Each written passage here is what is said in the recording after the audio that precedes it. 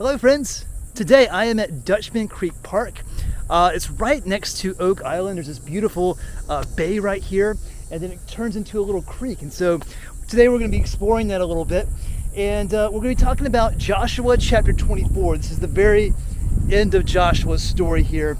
So I invite you now to hear these very familiar words of the Lord from Joshua chapter 24.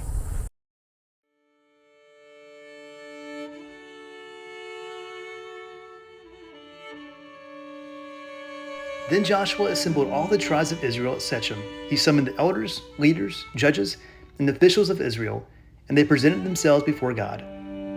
Joshua said to the people, "This is what the Lord, the God of Israel, says. Long ago, your forefathers, including Terah, the father of Abraham and Nahor, lived beyond the river and worshipped other gods. Now fear the Lord and serve him with all your faithfulness. Throw away the gods of your forefathers, worship beyond the river in Egypt, and serve the Lord.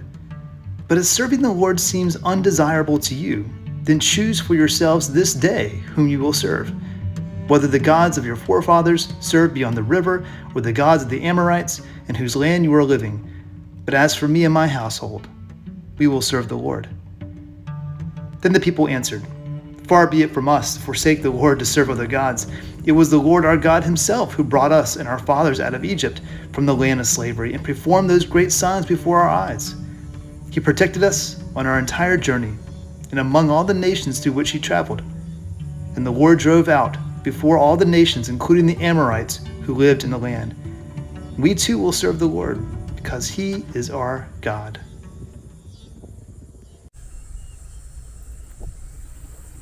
Beware of alligator. Just one alligator. We're walking along to see the creek here. It really opens up into a big field, and then you can walk along the bay over here, and then it turns into a creek. So we're going to go there now. So Joshua is at the end of his life. And when you get to the end of life, you begin thinking about your legacy, and Joshua is doing just that. And so he calls all the tribes of Israel to a very sacred place, Shechem. This is the place where God first spoke to Abraham. This is the place where Joseph's bones are buried. This is the place where 400 years prior, Jacob gathered all of God's people and said, "We're going to clean house. Go into your homes and gather up all of the golden idols and all of the icons in there that don't point to God, and take them here, and we're going to bury them underneath this oak tree."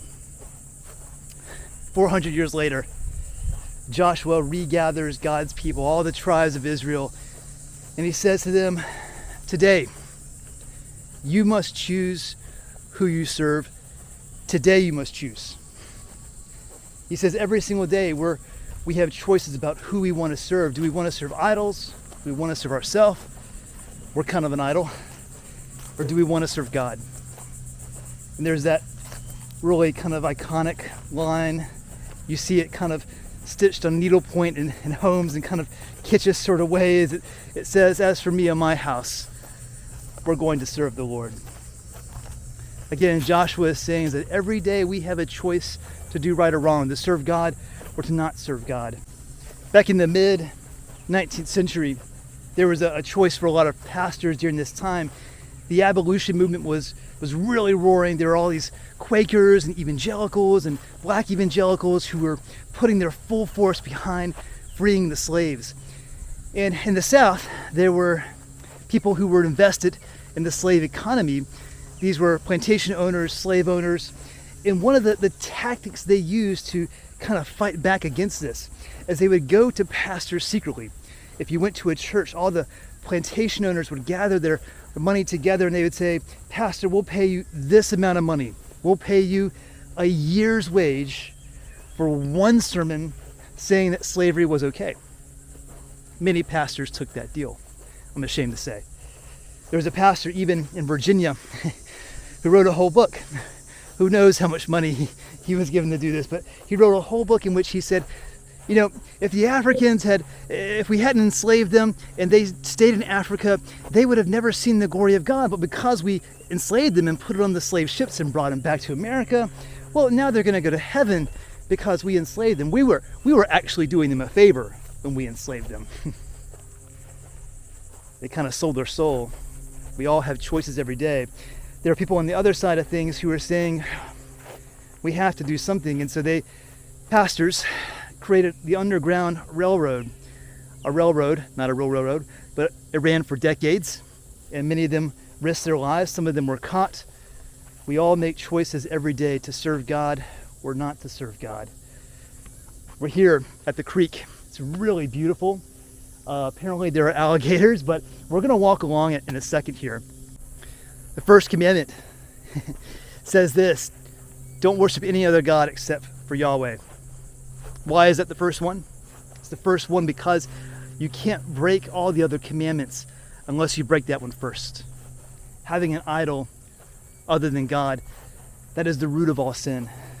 Root of all sin is worshiping another God. There were a lot of ancient gods back then. There was the god of fertility, the god of agriculture, there was the god of wealth, there's the god of basketball, which is the god we all pray to during Duke and UNC basketball games. There's a lot of idols out there. You might be wondering, Russ, what idols are you talking about? I didn't wake up this morning and worship the god of Euphrates, or I didn't worship Zeus this morning. Well, idols are the same as they were back then. They just take different forms. They have different names. I mean, when you really think about it, we oftentimes worship the god of beauty. I mean, if all you care about in this world is your own beauty, before you die, you're going to die 1,000 little deaths as you look into the mirror, getting older each day. If you worship the god of money, your altar is going to be that app on your phone that tells you your stocks or your bank account or your retirement.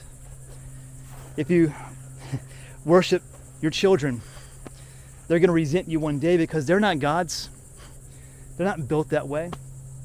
If you worship yourself, you're going to either be lying to yourself or you're going to hate yourself, because you're going to hate yourself because you're not as perfect as you want to be, or you're going to be lying to yourself, telling everyone and yourself that you are perfect. That's not a way to live. And so we make idols every single day.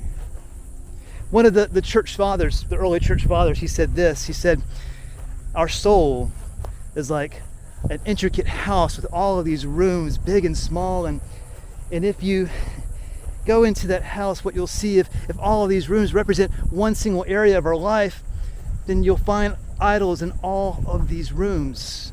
St. Augustine said that we're like an idol factory. We're always producing idols. And so every day we're given a choice to serve God or to serve an idol. False idols will charge you $1 million and they'll promise you a knockoff brand promise, whereas God will give to you for free what these idols promise. So what are we being promised? Well, first we need to understand what our idols are. In your downtime, what do you daydream about? What is it that you spend your mental and emotional energy contemplating? What makes you angry? What keeps you up at night? As you think about these questions, do you notice a common thread? Is there a common theme? These are the things that usually point to our idols. What are those idols for you? This creek here starts way down here, and it will go all the way, and it will open up right next to Oak Island. It's pretty cool. There's a rule of thumb that says whatever you worship will eventually consume you. So the question you have to ask yourself is, what do you want to be consumed by? There's a story about two men living in a remote part of Alaska, and they're having a drink in a small town bar together. One is a religious man, one is an atheist. And as they're having their drinks, after a couple beers, they begin to get honest with each other. And the religious man speaks to the atheist, and he says, I gotta ask you a question, a burning question. How is it that you can live in Alaska, that you can see these snowy peaks every single day and not believe in a deity? How can you do that? And the atheist says, hey man, I got my answers. But then he said, I gotta tell you though, a couple weeks ago, I did something that I thought I would never do in my life. He said, I went hunting, and I went way out into the wilderness with my snowmobile. And as I was hunting, I was coming back, and my snowmobile broke down, and I couldn't fix it. I was several miles away from my home, and I was not prepared to spend the night, and it was getting dark, and it was getting cold, and I didn't know what I was going to do. I was getting desperate. And he says, in my desperation, I actually did something I thought I would never do. I knelt down, and I prayed, and I said, God, if you're there, can you please intervene and save me? Well, the guy who was religious, he said, well, there it is. That's it. He said, you're sitting next to me today. That means that God is real. And the atheist said, come on, man. God didn't save me. 2 Eskimos in a snowmobile came by and took me back to my home. And the religious man, he put his head on the bar and he said, come on. How can you not see that? How can you not see? Teresa of Avila said, Christ has no body but yours. Christ has no hands but yours. Christ has no snowmobile, but he's got a couple Eskimos. The last part I added. You get the point. We worship a God, and what are we consumed with? We are consumed with purpose. We are consumed with a life of meaning. We are consumed by Christ, and our hands are no longer ours. Our body is no longer ours. We are consumed with purpose. That is what it's like to worship God. And so Joshua implores us today, as we make our tough decisions today, you must choose who you are going to worship. Let us choose God.